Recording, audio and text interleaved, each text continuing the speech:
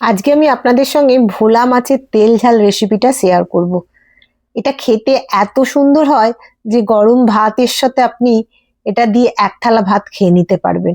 নমস্কার বন্ধুরা, welcome to my জিমাস kitchen. মাছটা আমি আগে থেকেই নুন হলুদ মাখিয়ে রেডি করে রেখে দিয়েছিলাম। এইবার ফ্রাইং প্যান গরম করে এর মধ্যে দিয়ে দেবো পরিমাণ মতো সর্ষের তেল।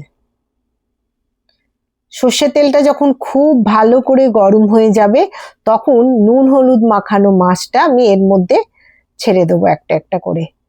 আর খুব একটা লালচে মচমচে করে ভাজবো না, একটু যখন কালার আসবে মাছটার তখন আমি এপিট ওপিট করে উল্টে দেবো মাছগুলো। দেখুন একদম কড়কড়ে কিন্তু ভাজা হবে না।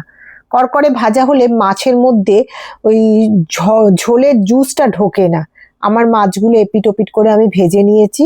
এবার একটা প্লেটের মধ্যে সমস্ত মাছগুলো আমি তুলে নেব।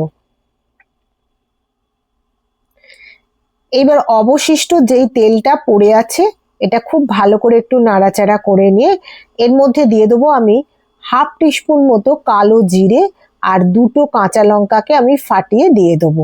ঝালটা আপনারা আপনাদের স্বাদ মতো দেবেন।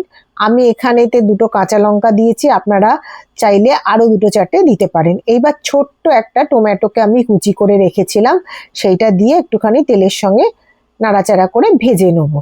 যখন দেখবো টমেটোটা একটু ভাজা হয়ে এসেছে তখন আমি এর মধ্যে দিয়ে দেবো 1 টেবিল স্পুন মতো আদা বাটা দিয়ে ভালো করে নাড়াচাড়া করব। আগে দিলাম হলুদ গুঁড়ো 1 টিস্পুন, তারপর দিলাম লঙ্কা গুঁড়ো 1 টিস্পুন দিয়ে এবার মশলাটাকে খুব ভালো করে তেলের সঙ্গে একটুখানি ভেজে নেব।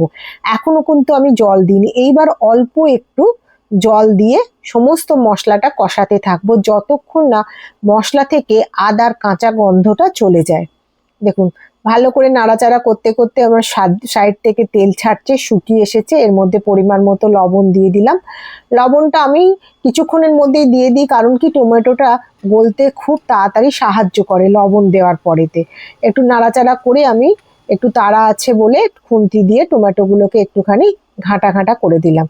এবার এর মধ্যে আমি দেখুন ভালো করে সাইড দিয়ে যখন দেখবেন তেল ছেড়ে দিয়েছে মাছগুলো দিয়ে দিলাম। মাছগুলো দিয়েও আমি একটুখানি এপিট ওপিট করে নাড়াচাড়া করব।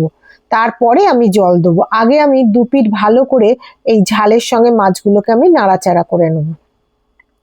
হয়ে গেছে আমার মশলার সঙ্গে মাছগুলো। এইবার আমি পরিমাণ মতো যতটা আপনারা ঝোল লাগবে ততটাই দেবো। যেহেতু তেল ঝাল আমি খুব একটা বেশি জল ঢালিনি, অল্প একটু দিয়েছি। আর এইটার অল্প গ্রেভি দিয়ে ভাত মেখে খেতে খুব ভালো লাগে।